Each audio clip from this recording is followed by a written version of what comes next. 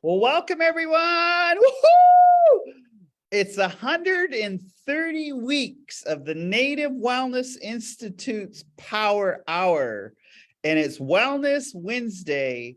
Well, Oki, Nistu Nidaniko Makoyo Sakoyi, and I'm right on the tip of Omaha, Iowa, Nebraska, and South Dakota. I'm meeting with traditional practitioners and clinicians, and that's where I'm coming to you live. And my name is Theda Newbreast, and my partner in crime on Wellness Wednesday is Crazy Raven. What do you want to say, Crazy Raven?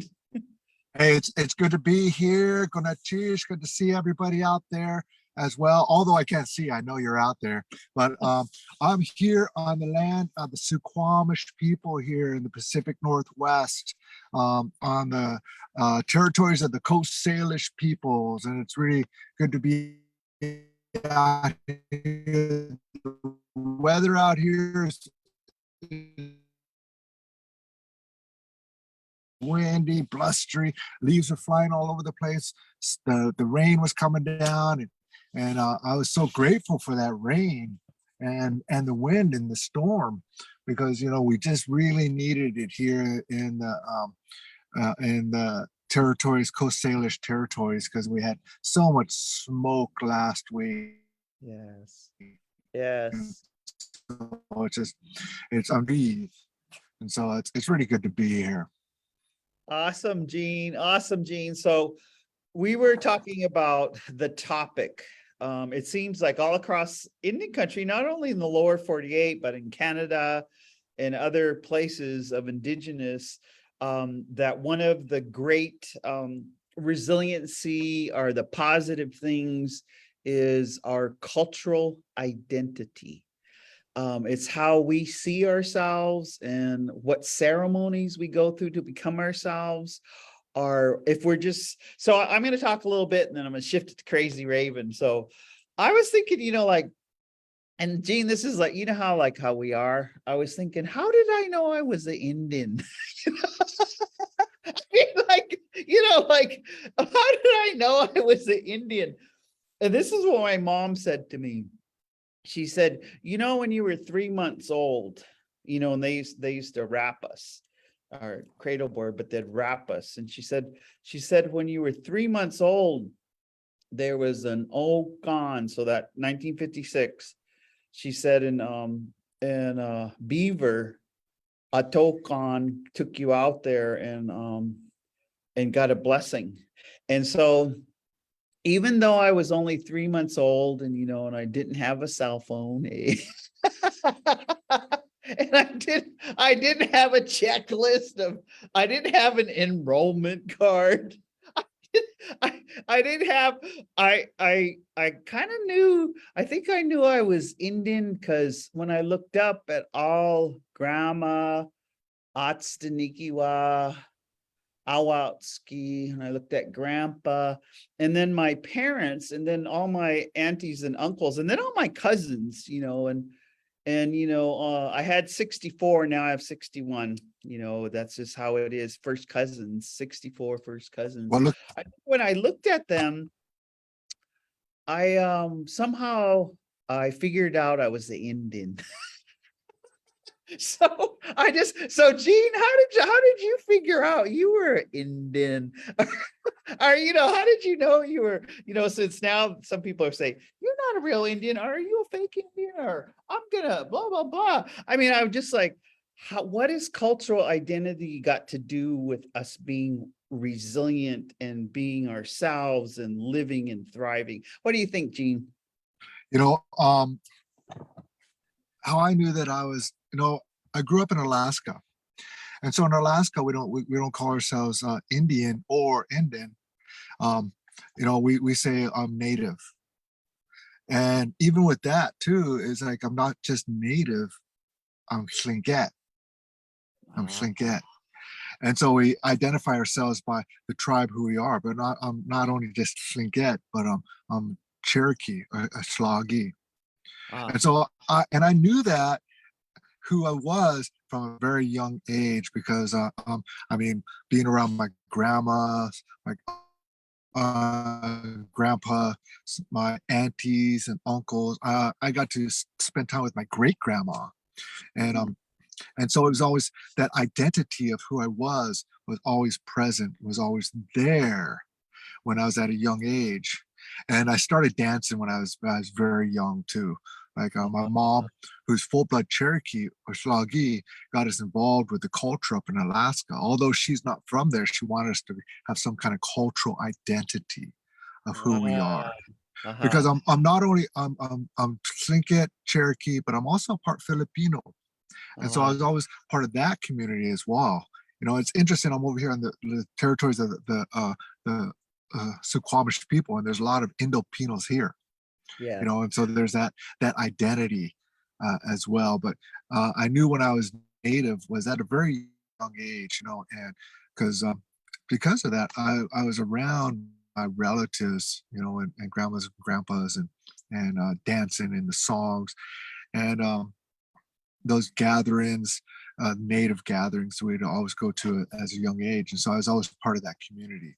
So that's how, at a young age, I knew I was who I was. You know, so Ah, that's that cultural connection was there. So, that's awesome, Gene. And so maybe Gene and I are our gift is some of our gifts are storytelling. And we chose this topic because we think it's a healing topic. And so I'll start with the story. And I listened to an Akama professor. I think today her name is Jennifer Nunes, and she was presenting, from a behavioral health point of view, but she said that all of her family and all of her children's umbilical cord is buried in their traditional Acoma Pueblo area. And she said that with COVID, as it has been in this 2 years, 7, 8, 9 months, is that they could never travel back there to have feasts or have ceremonies. mm, And this is the first time that they get to travel back. And she was, trying to compose herself, and she started to have tears. And I could just see, because we have tears, when we can't visit our ancestral land. And we have tears when we can't go where our grandmas and grandpas and so I wanted to just speak about that for a minute. And it has, we always talk about our moms and our dads, but one of the stories is about my father, because my father is a miracle. He's gone from this earth, but he was just a miracle.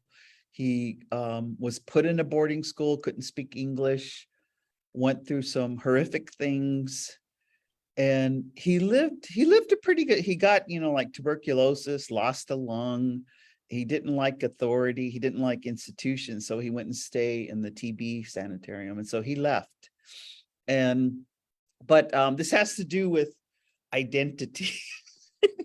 So, and I laugh because dad was like, he was always mad at some of the stuff that happened back on our territory. So as he got older, like 60, 61, and he passed when he was 64, is he would say, I don't want to be buried back there, in that boneyard. He'd say these kind of things. And so then when he got his terminal uh, diagnosis with cancer, with lung cancer, and they gave him a couple weeks, but he lived 3 more months, is he called all of us, and let us know. And so, when you hear that, it's healing, because you have to go through the shock of it, the denial, the bargaining, and until you get to some kind of acceptance. But when he called, he said, I want to be buried here. He was in Nevada because he loved where Bonanza was made.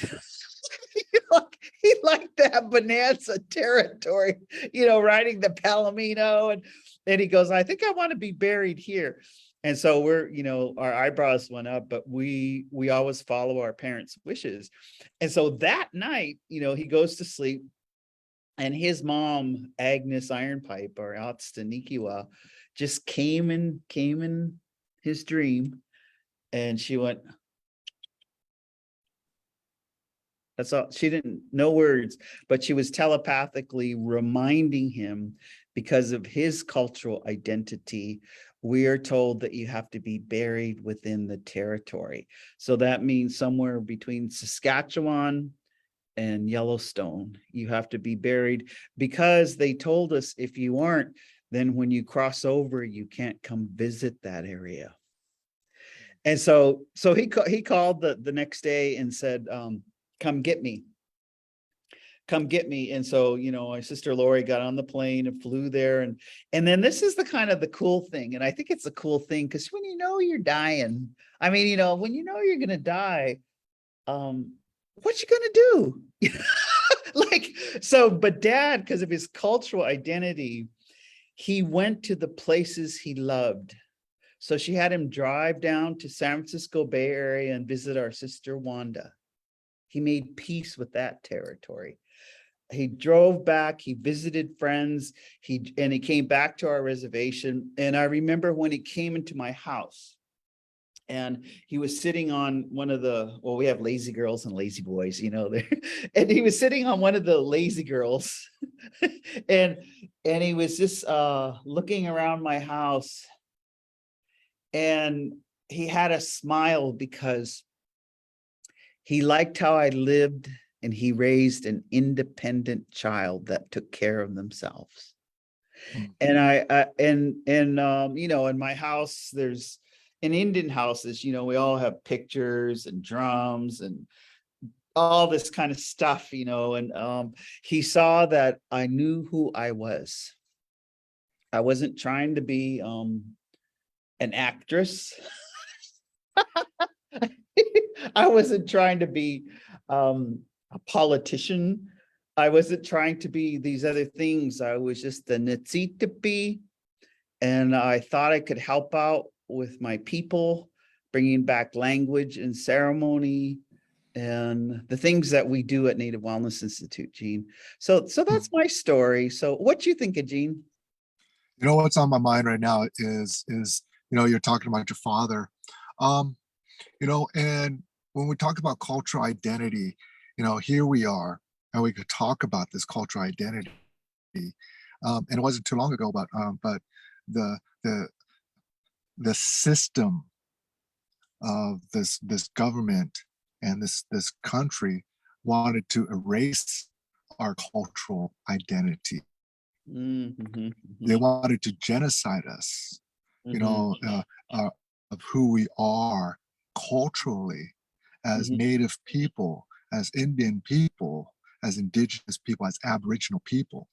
mm-hmm, And it's awesome that we're sitting here right now, Theda, and we're talking about the importance of that cultural identity, and we can go back into our ancestry right now, and we can, the struggles that they went through to keep their cultural identity. I was just talking with, Brother Lloyd Belmont. I'm here at Squamish, and he was talking about how our ceremonies and such were all outlawed. The yeah. potlatches, the songs, the dances, our spiritual ways are all outlawed. But now, we've fought for that. We've battled, and we lived through this genocide that is still happening. That's Mm, still happening. That we could talk about this cultural identity. And you're talking about your dad. My dad was Tlingit and Filipino, but mm, he grew up more Filipino than he did Tlingit as a result of my grandmother going to boarding schools. My grandmother didn't know, grew up and what that was like, that fear, the trauma, the hurt, the pain of being Tlingit or being brown or being indigenous mm, was taken away from her, or they tried to eliminate, they killed the Indian and save the man, or kill the woman and save, or kill the Indian and save the woman, mm, or whatever it is, that whole thing is. And so with my grandmother, she never really taught us the culture, never taught her kids, my aunties and uncles, the culture. mm, Um, so I grew up, so on my father's side, he didn't grow up with that cultural, his native cultural identity. Um, but again, my mother, who was full-blood Cherokee, Sloggy. She wanted to have some kind of cultural identity, so she took us to our Tlingit gatherings. Um, so when so we were talking about my dad, or about our dad, and then my dad's, uh, he encouraged it, but he didn't understand it, and part of it too was like, he never really sought it out, and so for myself, I actually had to ask questions, and I had teachers. Again, my aunt, my grandma, um, she finally made an acceptance of who she was Mm. at around 67 years old, when she Wow. went to school, got her GED.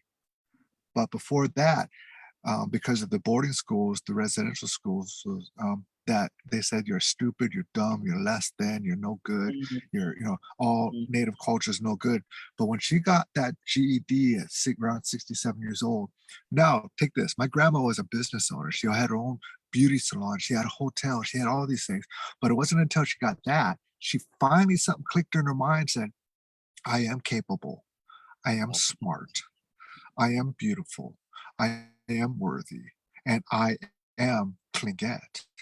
Yeah. And then she started encouraging the family to learn the songs, to dance, to have regalia. You know, Yeah.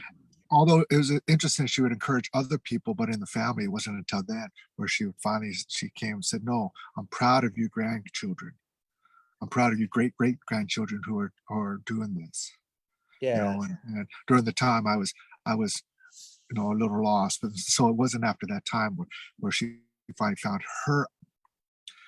In the back of the mind, she probably always knew it, but then there's always the whispers of that influence of the churches and the schools and all that were whispering to her. But then when she finally got that piece of paper, and that said she had a GED or high school diploma, that there's that shift, and that Yeah. cultural identity finally came out. But there was an ember that was burning in her spirit and her soul, waiting for the flame to be just to come out. Wow. Yeah. And so it's that culture, that identity. I take a look at that too, and again, the genocides of our people.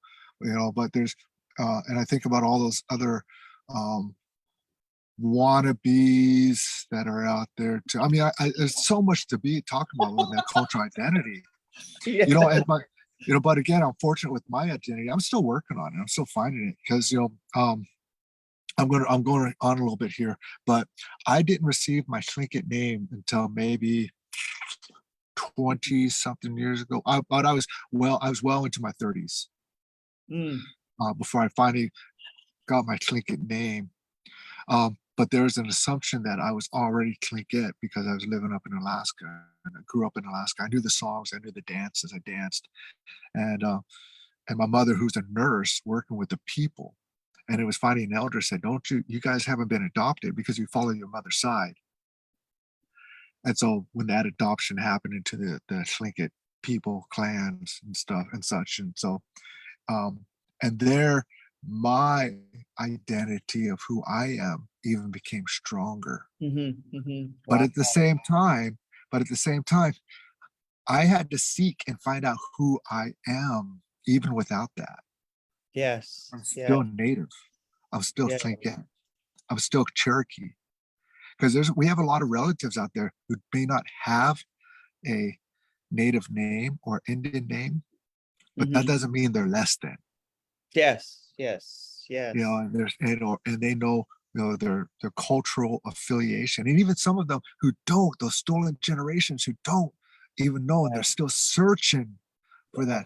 that because but they know they're Indian, they Yeah. know they're native, Yes. they Yeah. know it, and so I want to acknowledge them as well, and Yes. their presence. And thank you, Gene, because today we want to start the dialogue. But at the beginning of this pandemic, Native Wellness Institute was helping CDC and NIHB, which is the National Indian Health Board, and they were CDC in a nutshell had over the past, I don't know, 3 decades looked at best practices. And this is best practices for better health, wellness. And they looked at 800 of them and they brought it down to 53 best practices. And at the 53, they realized they didn't have native or Alaskan natives. And so NWI and NIHB got it during the pandemic. And so there was a long, we had Zooms for 8-hour focus groups. We had all this, but the number one resiliency was cultural identity. And it just came out over and over, regardless if you were at the rancherias in California, Greater Plains in the South Dakota, Nebraska area, or Montana, Wyoming, or the Pueblos, or even the Miccosukee, and is that if you know who you are, life goes better for you. And it's you don't have the heart disease, you don't have the diabetes, you don't, if you know your cultural identity. And so I think that's why Native Wellness Institute kind of chose it today. Plus today there's a wave of I don't want to call it toxicity or lateral oppression. We wanted to ask some of our audience and to see what you think too, is who has the right to tell someone else that they're not Indian or they're Indian, or how much, or, it's the government has been doing a good job at that. Yeah. the government has been, they took our children, the boarding schools were healing. And so we're going to ask you to stop and get your own healing identity and help others flourish. And so I was going to tell a story about in a positive way of cultural identity. And I felt it. And so the story is, when I was flying here, I'm in Sioux Falls, South Dakota, and then I have to drive to Dakota Dunes. And so I'm right in so when I was coming here, I was the only person of color. And then I saw an African American man, and we both just said, "Hey," we were the only raisins in the rice. It was like, "Hey," and then okay, so then, but I try to be cordial to every human. It's the human beingness. But it wasn't until this morning when the 100 and some odd Indians walked in the door that I just like, yeah, I'm with my people. Yeah. There was a grandma. Look at this, Gene. There was this Winnebago. She just gave me this skirt. She gave Wow. me this Wow. skirt because she was her twin sisters in the hospital, and she gave me matching earrings and 2 pieces of hot fried bread. And I've been trying to not but we're standing there listening to this grandma, and she kept her mask on because she wants to see her sister, and she just doesn't want to bring any COVID. But she was talking about that she's always worked in the community getting their Indian names. She's always worked in the community beading and helping them get their outfit together. She even said during the pandemic, she decided just to let her hair go gray because she had a dream that she just had long flowing gray hair. And then it was protocol. So some of that protocol, she gifted me this, and it's just, I'm crying, because when you get gifted from a grandma like that, it's special. So then I was trying to think what medicine I had. I said, "Do you guys have bitterroot?" And she goes, "No, we don't."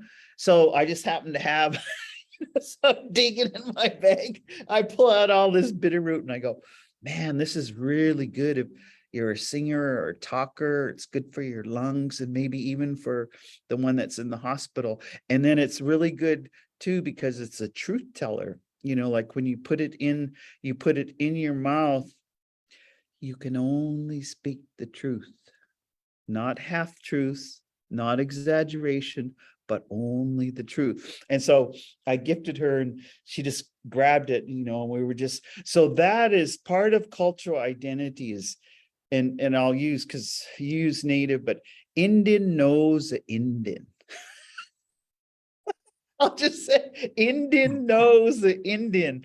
And when you meet, I never met this one in my life. She did know Les Painter and Amy Painter, and they've come to all of the Native Wellness Institute's GONAs. And then they had virtual GONAs, and they were so anyway, I just wanted to share that story. So that's part of cultural identity, is protocols and Indian knowing Indian and respecting each other. We're just respect the heck out of each other. Just allow each other to be who you are and appreciate. And notice that exchange, no money. It's about, this is some of my culture. I'm going to give you some of my culture. And now I have a new friend. I have a new friend that just happened, just a couple hours ago. So what are you thinking, Gene? What I'm thinking is that well, first of all, I like, Ruby, my wife, she's Ani in Nakota, and she's also Northern Italian, and her Uncle Jack out there before Burnout has since passed, and we're talking about that word Indian, and she goes about it, and he goes, they call you Indian, but are you Indian? He goes, I earned that. I earned that. Yeah, I'm Indian, not Indian, but I'm Indian. And I think that's that term Indian. I love that, because I'm native from Alaska, but yes, I am Indian. And I take that on.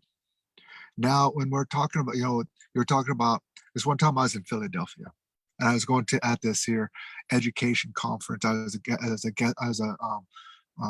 keynote speaker at the Native Education administration gathering in Philadelphia. All these superintendents, all these administrators are there, and they brought me in to be the guest speaker.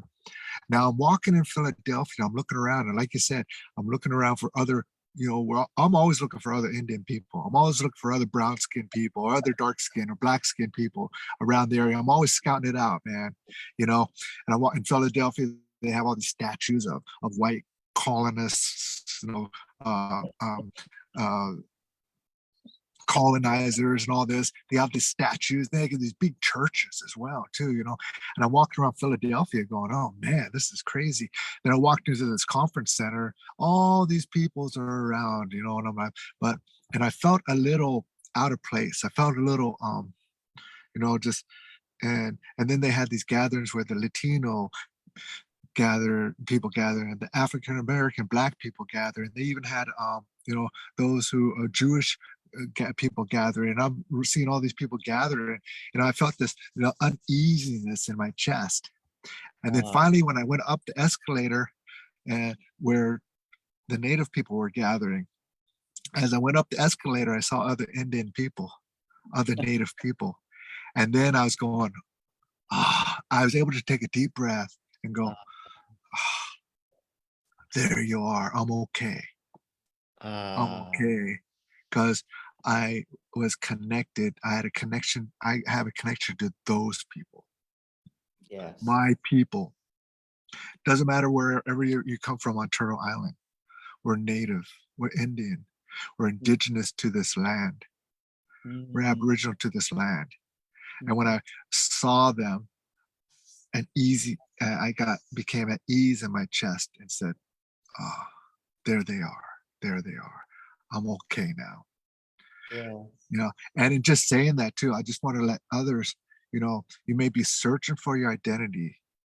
You know who you are, your Indian side of who you are, and I want to know that I want Indian people to feel safe amongst our own people. and accepted and welcomed in, no matter who you are. I want that. I want that to happen. Now, myself being part Filipino, that's also my cultural identity. And my wife, Ruby, who's again Ani and Nakota, she's also Northern Italian, and so that acceptance of her cultural beingness of being that too. She is Northern Italian, Yes. and I love that about her too. I love that who she is as Indian, Northern Italian, and very highly intelligent. She's got a couple degrees and stuff like that. So it's one of those things. She's so when it comes to like anything, I don't have a chance when it comes to a disagreement or anything like that, because she's much more intelligent than I am. And she's an Indian, Northern Italian woman. So it's like, so I mean, my hands go up to her.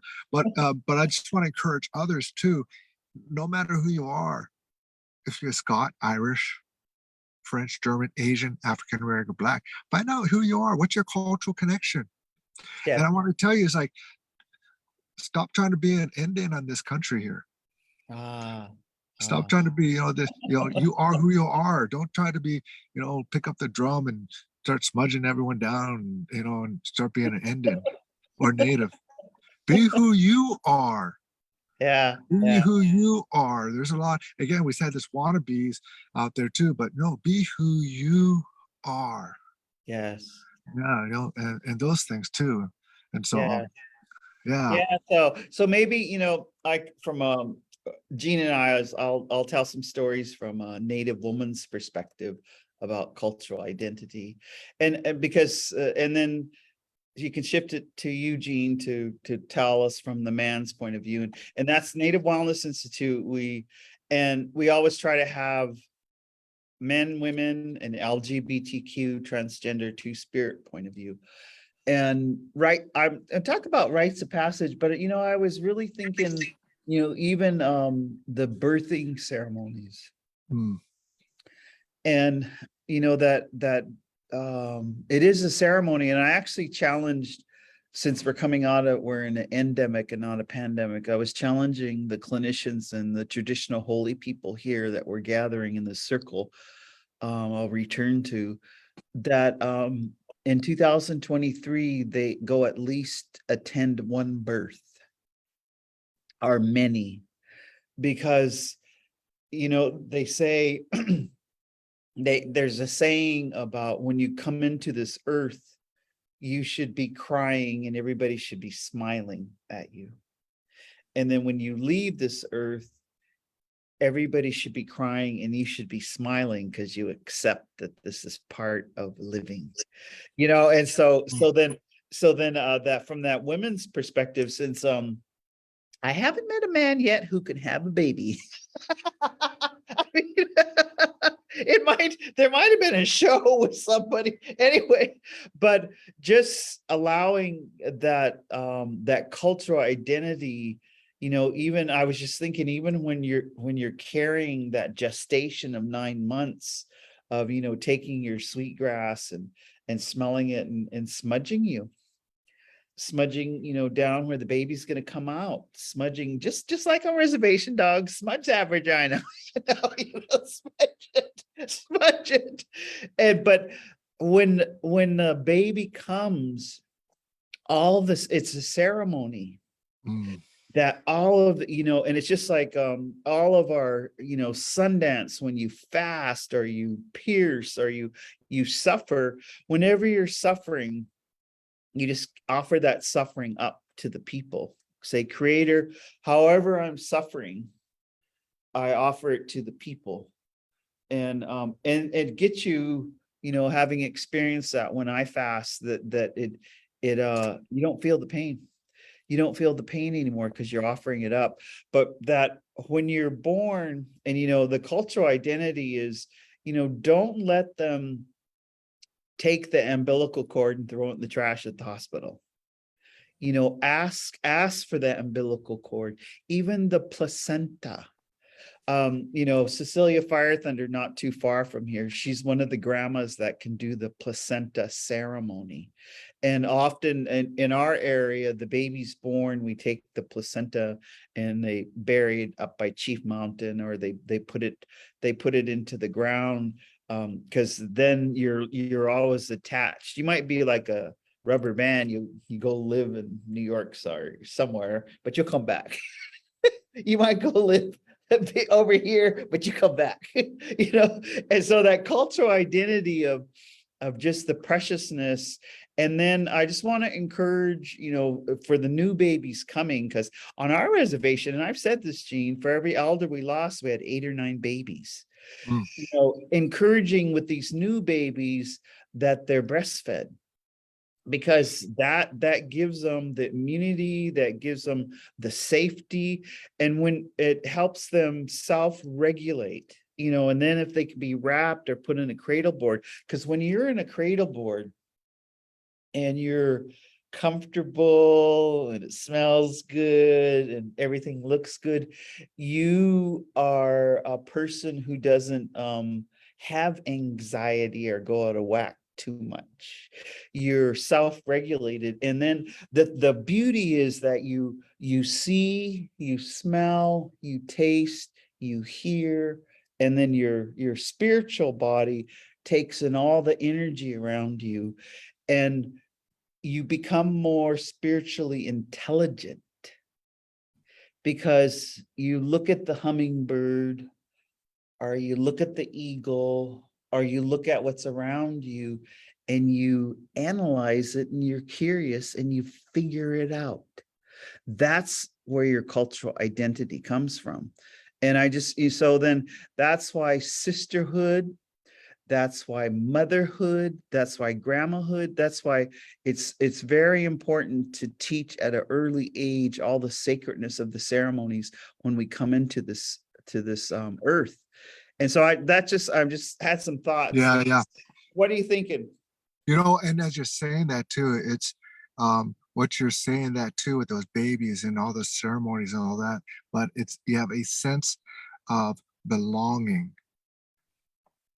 You were raised with that sense of belonging, and you have a place, like my uncle said, you have a place under the sun.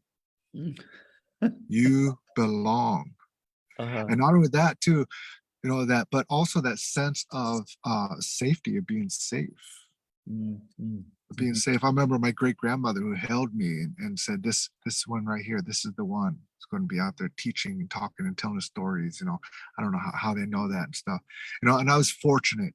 I feel grateful, and I'm fortunate that I had my grandmas, my uncles, who were able to teach me that. And I had a sense of belonging, and I had a sense of safety too, that cultural identity and connection. And and but I want to talk to those ones out there who are listening right now who may not have were not raised with that, who didn't have that, but they still know there's an inside, they know who they are. But it's almost this world, this society. And again, we've made it through genocide. We've made it through the this doctrine of discovery, that they discovered us, the manifest destiny, all that stuff, and the chemical warfare that's been placed on indigenous people here. We've made it through all that, and with all that was against us and survival and things like that, those who are still searching for their identity, they know who they are. I just want to tell them who are listening right now that you belong. You belong, and that your ancestors dreamt you into existence, everything they went through. Here you are. Yeah. A living dream, a living prayer. Yeah. And all those ceremonies are still there waiting for you. Those songs are still there waiting for you. Here I am. Here I am. Yeah. And so it's like those, again, when we talk about that cultural identity, those who are out there, there's many of us who know where we are, where we came from, but there's so many of our relatives out there still searching and struggling. part of that too is there's just the suicides that are going on, the alcoholism, those things, but because because that identity they were trying to take it from us. But Yeah. I want to recognize you out there who are listening, who came in, tuning in here, to the Native Wellness Institute today. Mm. Maybe this is your first time that you tuned in today. Something came up, something popped in. That's spirit talk to you. That's your ancestors. That's your cultural connection. Talking to that spirit. Say, no, listen Yeah. today. This Yeah. is something catch your attention.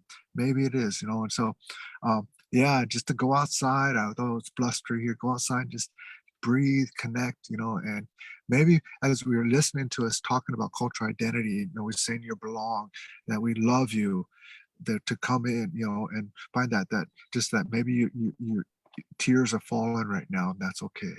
Mm-hmm. Mm. That's okay. Maybe you feel something inside that's moving you, and that's okay. Yeah. Let those tears fall. You're still here. Yeah. Yeah. You're still here. My relatives, Yeah. my brothers, sisters, aunties, and uncles, you're still here. Yeah, You're you're still still here. here. Yeah. No, thank you, Gene, because as you're embracing that you're still here, remember there's things that can trigger your cultural identity. And just here at this gathering, there was a gentleman and he came up, he had a lot of body art, but he had never he didn't know what smudge was. Mhm. But he came and he goes, and he was like, can you teach me something about smudge? Because I want to help to become who I need to be. It was kind of like that. And so we're in, so I had like a little piece of sweetgrass, and I have my lighter because I told him we would smudge out. So anyway, I lit some, and I said just take it and put it where you feel like is your core being. And so it was kind of interesting because he said, I think it's right here. Like kind of, he said, and I said, but also put it, I said, I always smudge because my brain is my enemy sometimes. It overdoes. So I always smudge it to tell it to calm down. Yeah. And then I smudge um my spinal cord. And then I smudge here because so I carry my stress. And so we did this whole thing. I said, do you, which hand, I mean, are you left, are you right-handed? Then you need to smudge your left hemisphere. And if you're left-handed, you need to smudge your right hemisphere. And then we just went through, and then the sweet grass stayed lit. And so I've always been taught when the medicine stays lit, the spirits are at attention. Because just this moment, just between me and this person who was asking about smudging and being with a good heart. And then I said, and tonight, talk to however you call God and ask him to bring you a dream about what you should do next. And I said, when you do that, your ancestors will come and help you. And you sleep good, wind down, and again, Gene, ask your ancestors. I mean, it's like, like, okay, I don't know the Yeah. song. Can you give me a little bit of the song? Okay, I don't know the language. Can you give me a little, no gaikimokin, the gospel mukit, pity me. Ask them. And part of that triggering, I remember Wilma Mankiller at the first Gona, and they came in and they had turtle rattles. There and there was a smudge, and a woman just started, tears were just flowing, and she said she remembered being a little girl and she had those turtle rattles, and she remembers dancing, and that memory was pushed back so far, and she had to do all these things and boarding school and do all this stuff. And she goes, no, that's who I am. I'm that little girl dancing with the turtle rattle. And so it might be the smudge, it might be the ceremony, it might be just listening now. Something's triggered where you need to find out who you really are and just let it happen. And it's okay. There's not a hurry. It can be paced. You have to be patient and you have to be persistent. You have to be persistent. So what you thinking, Gene? Yeah, I mean, just exactly all, just I agree with what you're saying there, Theta, too. What came up to me real quick here was I want to acknowledge our elders, those elders who are the survivors of these boarding schools, the survivors of these um, re-education camps is what they were. And that I was up in Alaska and we acknowledged the veterans. We acknowledged them, and they came forward. And then we did an acknowledgement of those who are survivors of the schools. And a lady came up, and elder, um, and I'll say her name because she's fine with that. Liz Sunnyboy. You know, Oh, yeah, Liz. You know Liz. Liz, incredible elder up in Alaska. But she came up and tears were, and this was just only a few years, like maybe a year before the pandemic. And when we were able to meet, and that tears were coming down her face. And because nobody, that was the first time she was ever been welcomed back home. wow. Been welcomed back home from Wow. this re-education camp that tried to take her identity of who she is away from her. Mm. And so those who have gone through that, the education, those re-education camps, those elders out there, I want to welcome you back home. I want to acknowledge you that here you still are, and thank you for, coming home. My mother is a survivor of that. And I'm just blessed that she survived Yes. of the school, and yeah, I'm fortunate, I'm really grateful for that. Grateful for that, so all those out there, and again, we're talking about cultural identity in a society and a system that's been trying to take it away from us, and and so many different levels. Right now we're talking about the cultural identity of us indigenous people, native peoples, Indian peoples, here. But I mean, again, try to take it away from the Asians, the Jewish people, the Irish, Scottish, or whatever. But here we are as Indian people, the original people of this land, talking about keeping that. Mm-hmm. Mm-hmm. And thank you, Gene. You just kind of froze for a minute. I was just going to invite all of you. This is Native Wellness But so Institute. those those elders who made it back home, welcome you. We hear you, in your struggle. And even,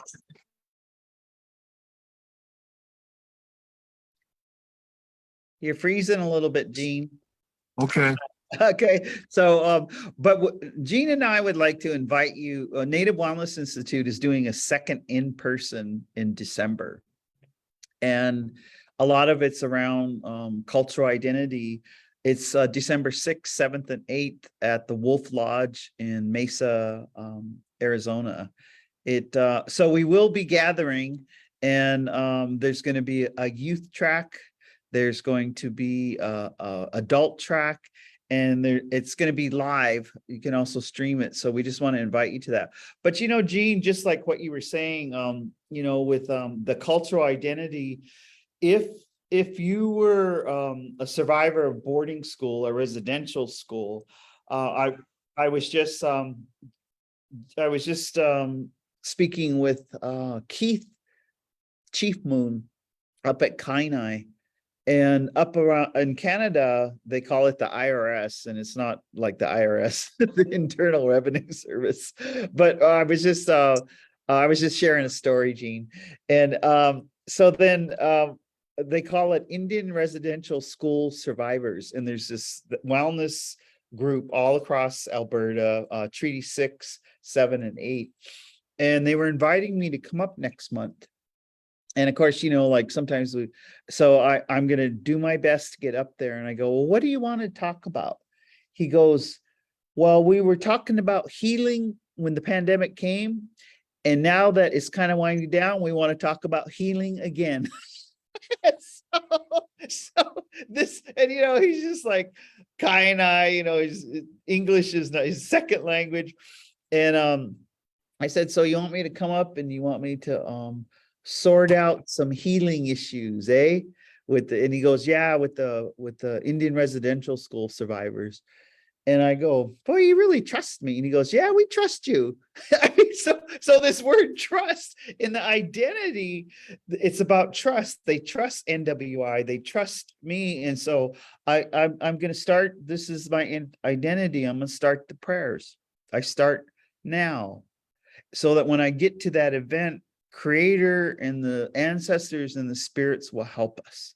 We got to trust. And like what you were saying, Gene, if you're just starting out and you want to know more of who you are, you want to embrace it, just like, even, like how we dress, I've told over and over the story of when I went before the elders in New Zealand and they asked me to dress like my ancestors, not my oppressors. And so each day today I wore, this was my crazy dog brothers gave me these elk teeth. And then they're bundle holders now, but when they were first dating, I helped them out. It's not like I help people snag and stuff, but they gave me these elk teeth. And then my friend that was grieving hunted an elk and gave, for some reason I needed today, I needed more prayers to show up grounded. And so I want you just to say your prayers. Learn to pray in your language. Say your prayers. Learn more of the ceremony. Say your prayers and trust your prayers, because it will happen. So what do you think of Gene? Oh, it's good to be back. I mean, yeah, I kind of zoomed out of there for a little bit too, but I'm saying that too. Is like my uncle always told me too. Is like when you want the trees hold the remembering. The trees hold the remembering, Yeah. and if you want to find and discover the nature of who you are, go to nature. Yeah. Go to nature. So and even if you're in urban area, there's those trees. Acknowledge those trees that are around there, because those trees there are just looking for acknowledgement too. They're alive. Their roots are deep into the earth. And many of our people, when I first went to on my Cherokee side, when I first went to North Carolina, Tennessee, and Georgia area and stuff, when I first went over there, and I was driving through there, and I stopped on the side, went down a trail. I started weeping because here I am at the land of my people, my Cherokee side, who I am. And the thing is, the land is grieving for your presence, as I was grieving for the presence of being on my traditional lands. So the land was grieving for your presence, and it's interesting. We went up to a canyon out of Hayes up in Montana, where Ruby's from.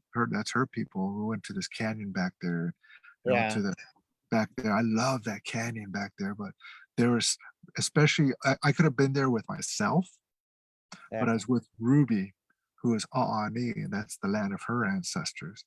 Yeah. And so that was really special for me and her as we're going through that land. Yes. The land of your people. And then when I go to the land of my Tlingit people, I'm always like, there's a regeneration for myself. So it's like, and in that discovery of who you are, there's prayers, those acknowledgments, but also just to just go out. The trees hold the remembering. Take your shoes off, walk on the land, or take your shoes off and just hang your feet in the water.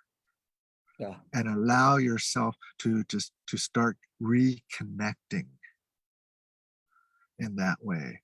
And how can we get those reconnections? And again, the prayer and acknowledgement of spirit and ancestors that are around us, always, keep those prayers going. But yeah, just I want to encourage those out there who, and that's that healing. Always, and I heard this thing about healing is a word that is derived. It means becoming whole, Yes.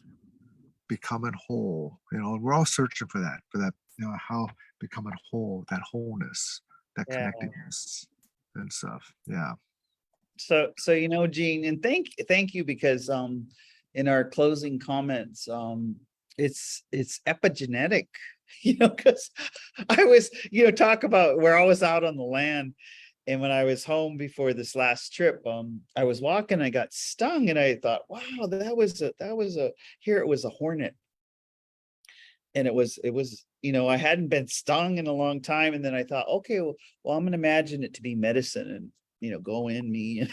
But it was like really hurting. And then epigenetically, I just remember grandma would like go and take the flowing water, and she'd take the mud. So I just took the mud and I just packed the mud on, and it was so, the identity of the mud, and I packed it, and it soothed it, and the pain went away. And so epigenetically, even though grandma's been gone and grandpa's been gone, it's in you.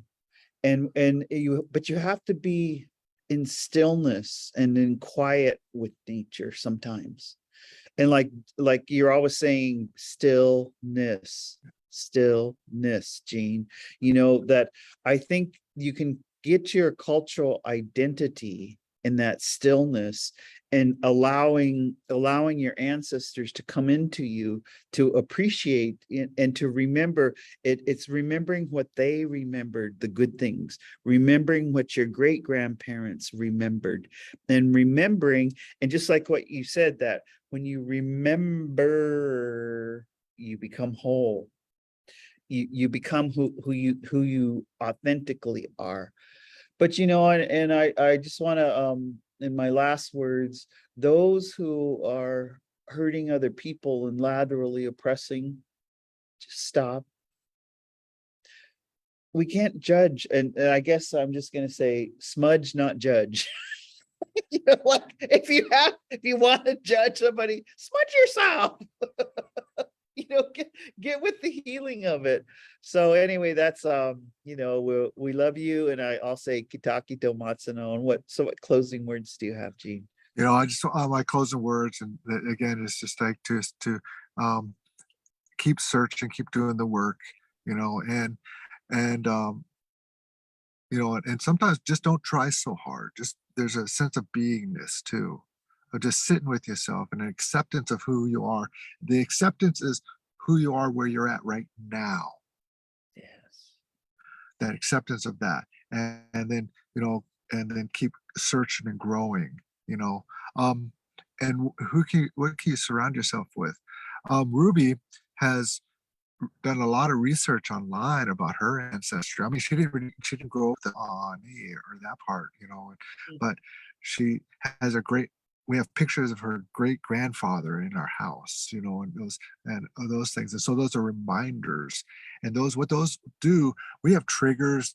We call triggers that bring on anxiety or stresses or trauma and stuff like that. But we also have triggers that bring on wellness, triggers that bring on spirit, triggers that bring on that connection.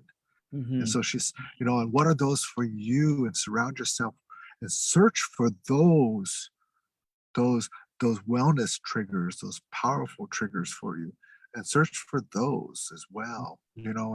And so I just want to say thank you. I mean, it's like we can go on and on and on with this what we're talking about with cultural identity and identity, and but thanks for tuning into Native Wellness Power Hour. Again, we're on like week, I don't even know what week we're on. 130. 130 or something, I don't know how many programs we've done, it's like this, but I'm really grateful to be on here to have this, because we're not going away or anything like that. So yeah, so awesome thing. Konachish. So Ewe tune, hayate. so tune in. Thanks, Gene, again, and tune in. We have Wellness Wednesday. And I think next Wednesday, Lori Newbreast is gonna come back on. Oh, And good, so, good. but otherwise, Gene and I, we're hanging here. Hey, and Gene, I'm going up to Alaska. Ah, Chichino and going up to Marcus and I. So we want to say to our Alaska natives, come see us. I mean, there'll be two of our team members. It's 15 hours. Gene's up there all the time, but we love you and we'll see you next Wednesday. ah.